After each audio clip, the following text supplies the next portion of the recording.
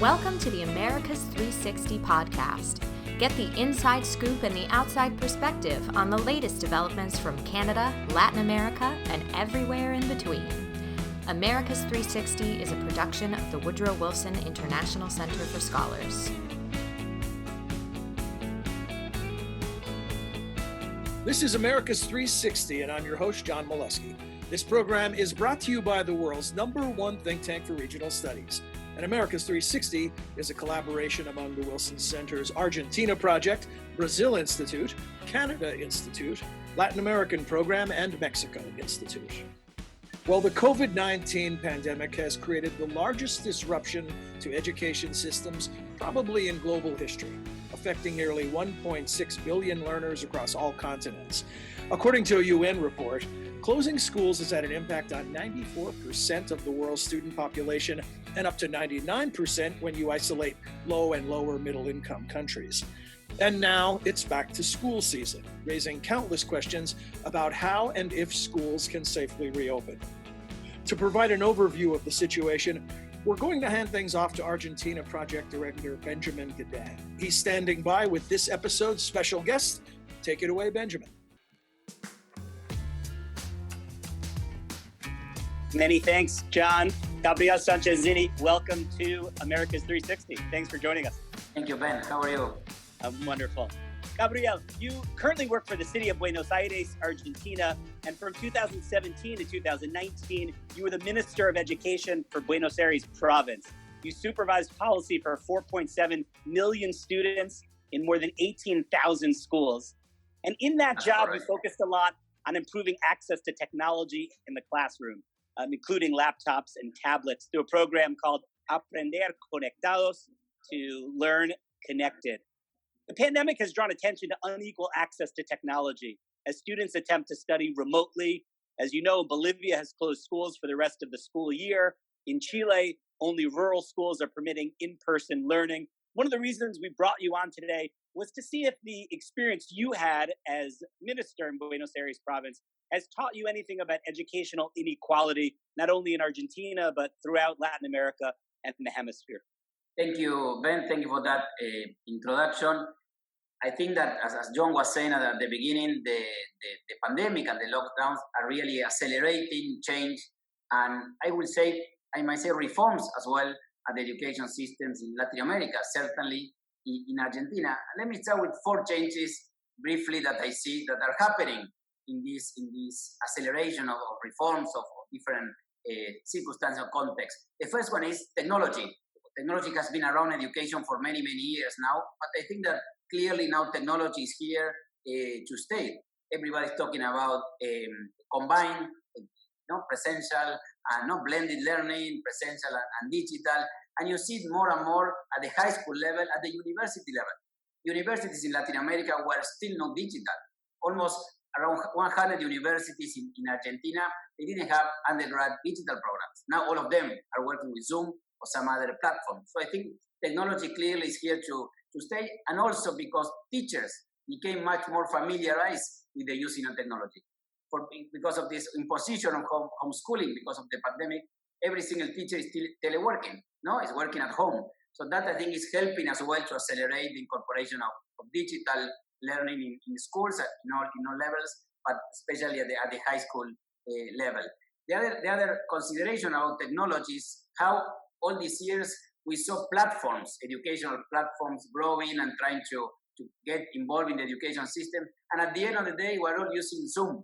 We're using Google Classroom. It looks like all these specialized startups and investors that were trying to push education technology, I don't know that they fail or not, but they clearly had to question themselves what happened, and now every school is using Zoom or using general platforms that are much easier to use than sometimes specialized platforms. The second point related to inequality, I think that is sad.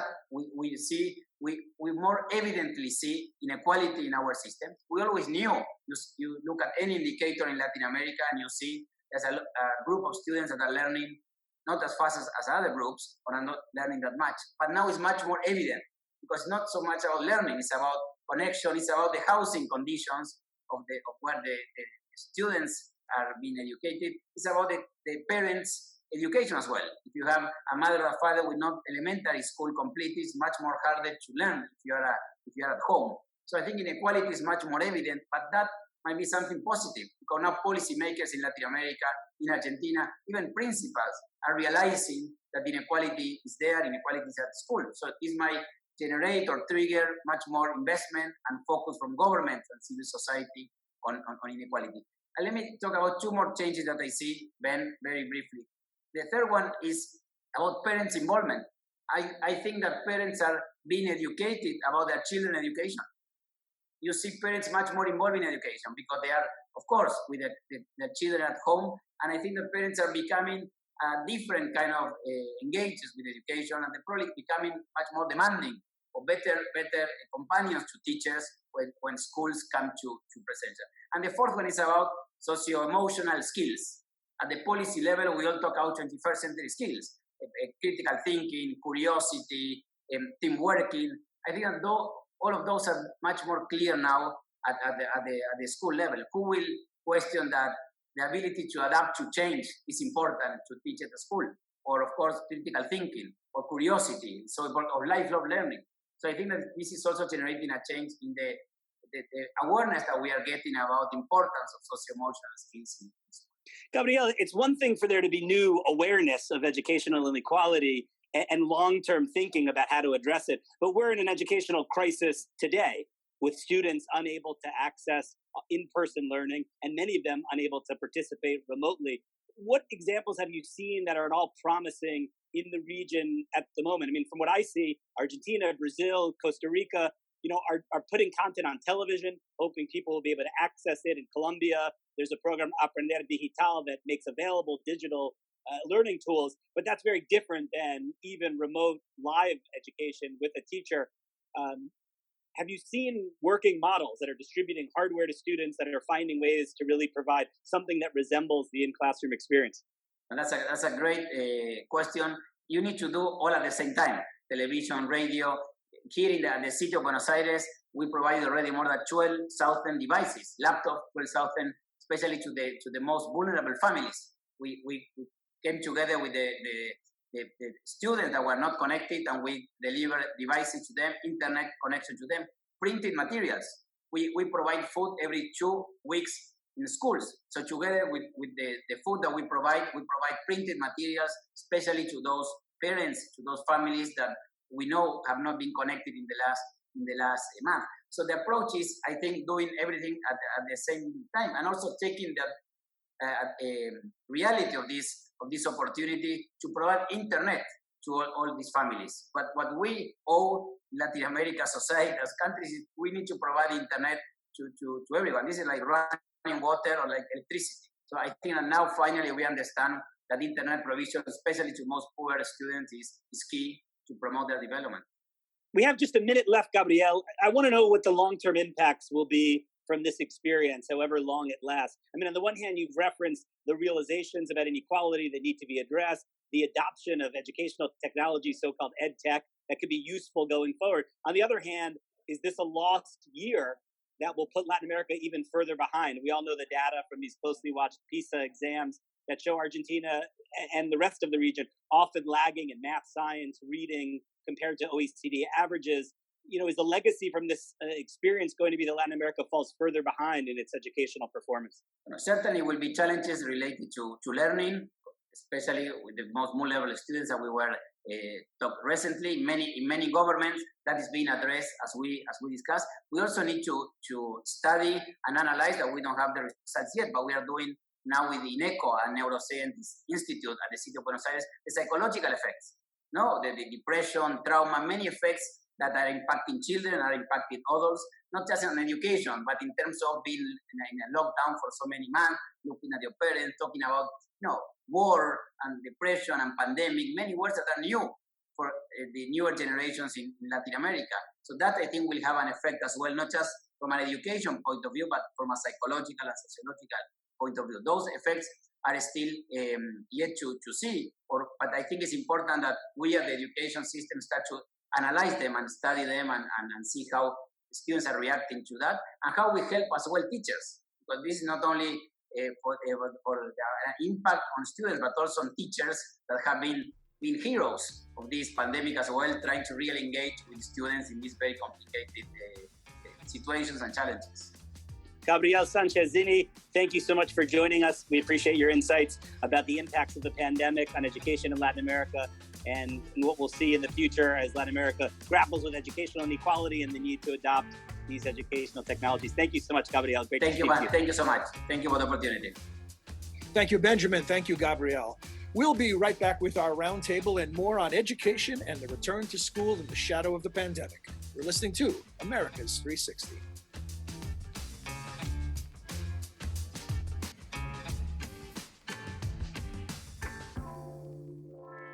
Welcome back to America's 360. This is our roundtable segment. You'll be hearing from our experts on the return to school in the era of pandemic. You have already heard from Argentina Project Director Benjamin Gadan. Benjamin, welcome back. Thanks, John. Also with us, Brazil Institute Director Ricardo Zuniga. Ricardo. Hi, John. Canada Institute Director Christopher Sands. Hi, John. Latin American Program Director Cindy Arnson. Hey, John. And last but not least, Duncan Wood, Director of the Centers Mexico Institute. Hi, Duncan. Hello, my old friend. So as we heard in our Spotlight interview, not only COVID-19 disrupting education systems all over the Americas, but also exacerbating existing problems. One of the pre-existing disparities in the world of online learning has been the so-called digital divide, which an umbrella that talks about a lot of things, whether it's just resources in general that are lacking or specifically equipment or specifically access to broadband. It really is an uphill climb for a lot of communities and a lot of nations. So let's begin our discussion there, since that seems to loom large. Cindy, give us your thoughts on some of the various countries and what the challenges that they face in this regard. Yeah, thanks, John. I think that was one of the most impressive things about what Gabriel just told us. There are, huge inequalities in access to internet, not only between and among countries in Latin America and the Caribbean, but also within countries. I mean, you have places like Argentina, Chile, Uruguay that have, penetration of internet somewhere 85 to 90%, down to small Central American countries like Honduras and Nicaragua that have maybe in the low 40s. And I think overall, Latin America's access to internet digital penetration is really low, even for the developing world. And this creates, I think, a huge gap. And then there are also within countries, places in large cities where people have access to internet, have smartphones, even if they don't have a computer at home or a laptop.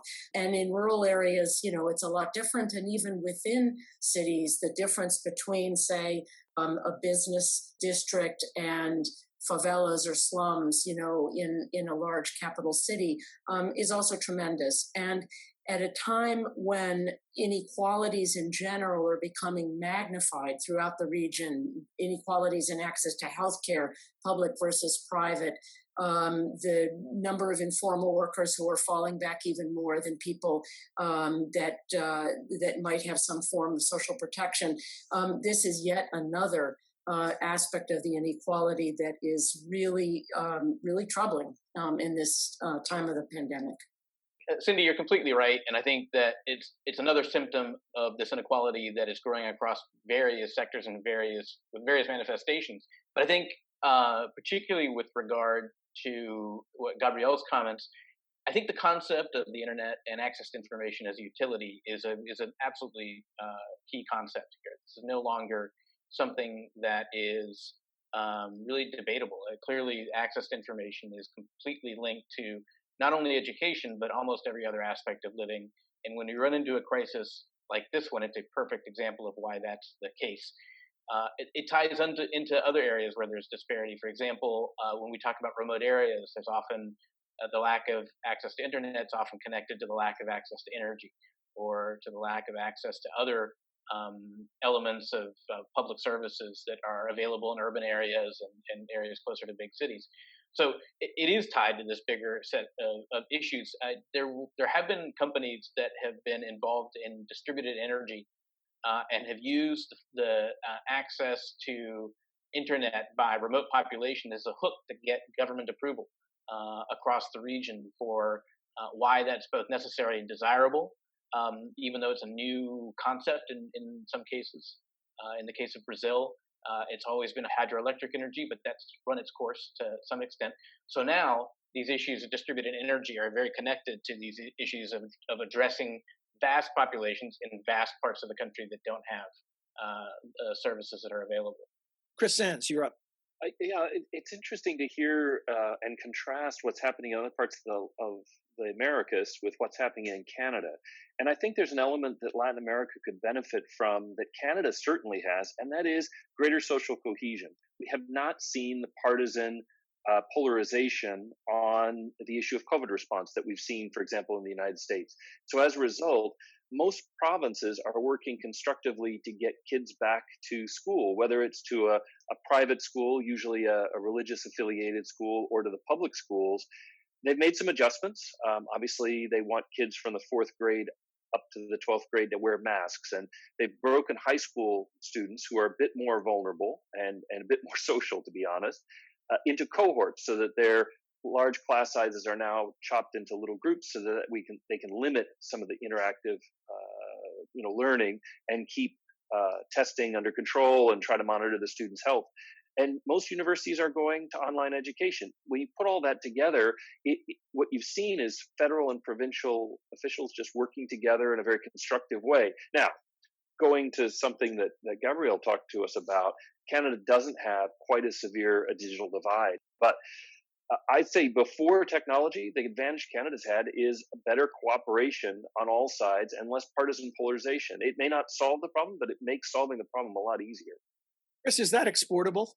I mean, when you talk about it as a Canadian advantage, is it also a uniquely Canadian advantage? Because it certainly doesn't apply to just about any country south of Canada.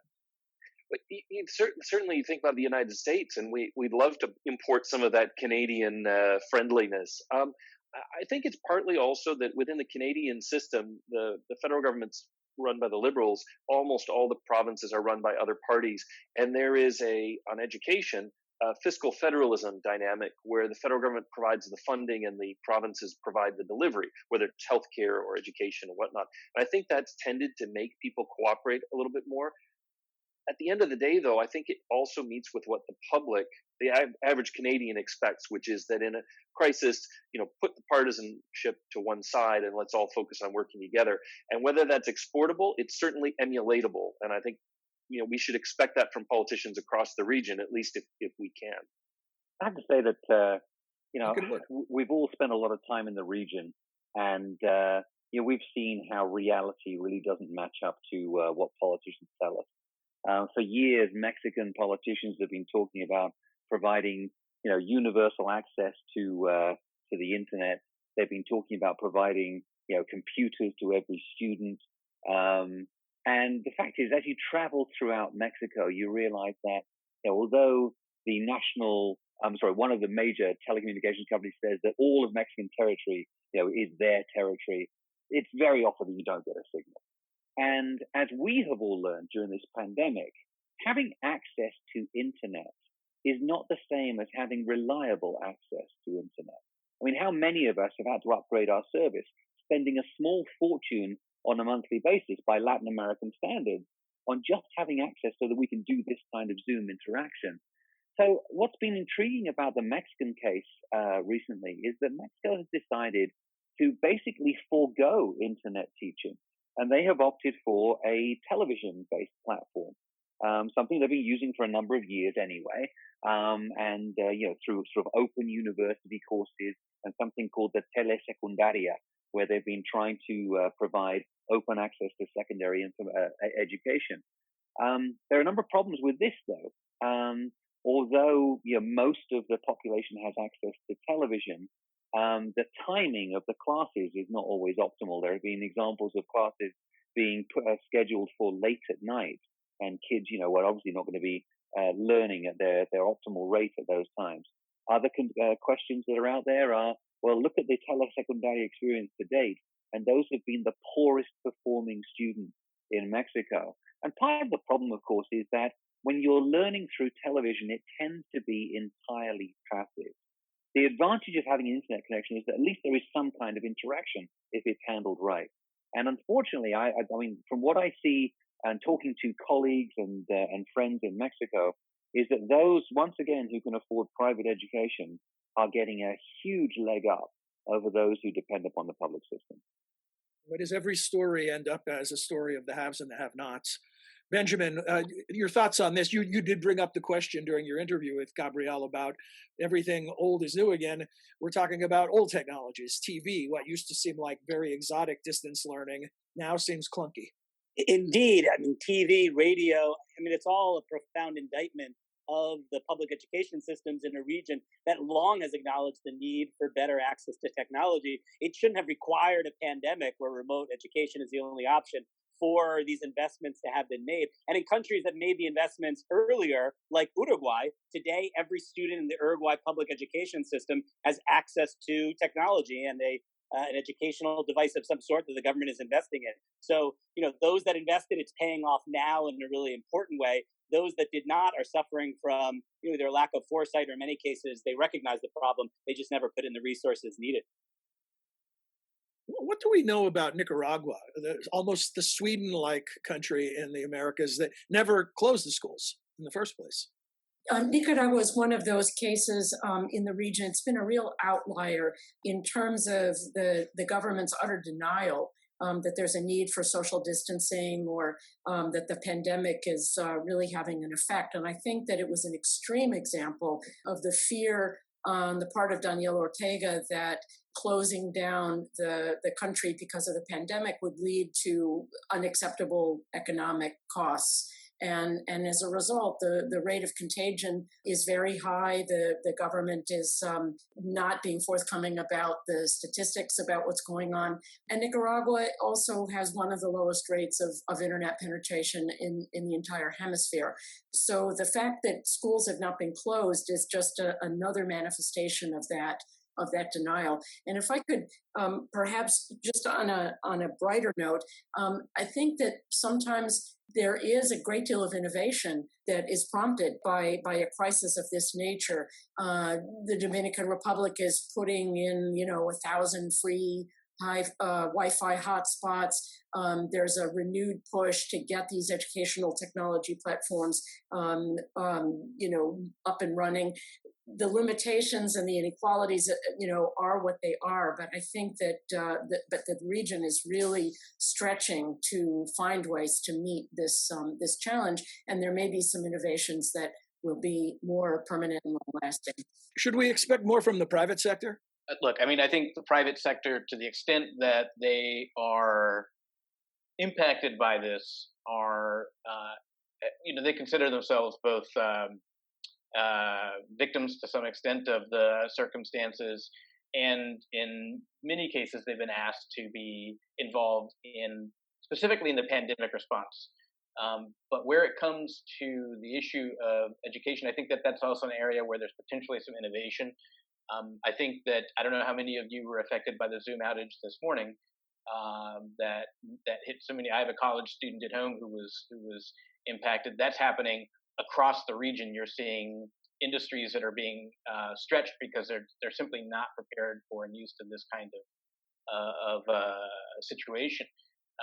And I do think that there is certainly space for the private sector. In fact, that it's almost a requirement in many areas that the private sector is going to have to be the zone of innovation and perhaps providing services that they haven't been in the past. But I think it's also important here. We talked some about the haves and have-nots. We have the big issue of haves and have-nots, which is that countries in the Americas are simply going to be behind the countries that have recovered more quickly. And except in areas where countries in Latin America are sources for materials where there's demand, in China, for example, there you might see some advantage. But on the whole, the countries that are responding least effectively to COVID are the countries that are going to be most negatively impacted and the further behind as a international recovery comes forward. But within countries, there's also the issue of which populations are being severely impacted. And as was noted at another point, the women and young girls in particular are disproportionately impacted because they're expected to carry out so many of the duties at home, and that's true across the region. And what you're seeing is as many as, I think, 17% of young women across the region being unable to attend school beyond the primary level. And in this case, given the nature of the crisis, it's often young women and girls who are asked to carry that burden at home, while boys maybe are able to continue their education. Ricardo, thank you for bringing that up. Speaking of those pre-existing conditions, gender inequality within education is something that existed before the pandemic and certainly can't be helped as a result of it. And I regret to inform you we're out of time. This was a terrific discussion. Thank you. I think I learned a lot, and I hope our listeners did as well. And we'll look forward to hearing from all of you next time. We'd also like to hear from you, our listeners. Tell us what you'd like us to cover in future episodes of America's 360 or anything else that's on your mind about the program. You can reach us via email at americas360@wilsoncenter.org. Until then, for all of us at the Center at America's 360, I'm John Molesky. Thanks for joining us.